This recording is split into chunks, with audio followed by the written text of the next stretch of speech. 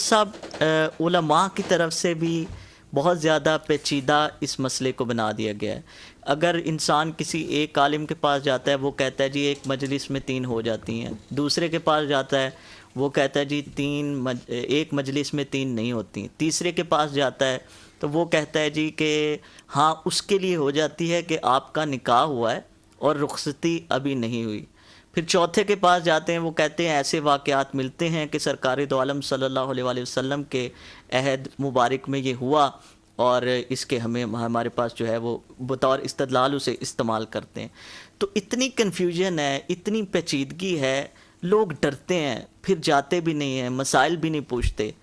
تو اس معاملے کو کس طرح سے حل کیا جا سکتا ہے؟ نہیں، یہ معاملہ اصل میں ہے بہت ہی آسان، صرف لوگوں نے اس کو مشکل خود بنا لی ہے. مثال آپ کے سامنے میں رکھتا ہوں. ہمارے ہاں فقہ حنفی کے مقلد ہیں پاکستان میں اکثریت، بالکل ٹھیک، اہل سنت و جماعت بریلوی مسلک ہوں یا دیوبندی مسلک ہو، یہ میجارٹی ہے پاکستان کی. بالکل ٹھیک ہے، یہ دونوں فقہ حنفی کے مقلد ہیں. ٹھیک ہے. اب چاروں فقہ میں امام ابو حنیفہ، امام مالک، امام شافعی، امام احمد بن حنبل، چاروں کے نزدیک اگر 3 طلاقیں اکٹھی دی جائیں تو تینوں نافذ ہو جاتی ہیں. ٹھیک ہے، اس میں کوئی اختلاف نہیں ہے. اب جو ہمارے بھائی ہیں اہل حدیث، ان کے نزدیک 3 طلاقیں اگر دے دی جائیں تو ایک ہو جاتی ہے، ایک کاؤنٹ ہوتی ہے. ٹھیک ہے.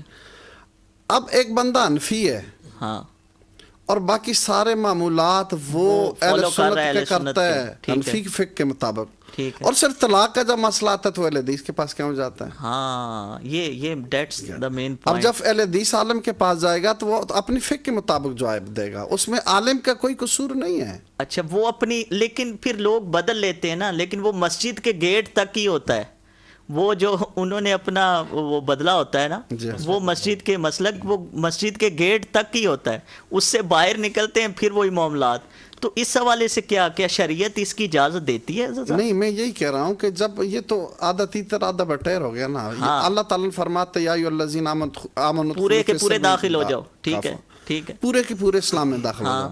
اب جو آپ کو فقہ حنفی کی باتیں آسان لگتی ہیں تو وہ والی قبول کر لو، اور جب بیوی والا معاملہ ہو تو آپ وہاں چلے جائیں. یہ تو نہیں ہے، پھر تو یا تو مکمل وہی مسئلہ قبول کر لو. بالکل ٹھیک ہے. تو یہ تو اسلام کے ساتھ مذاق کرنے والی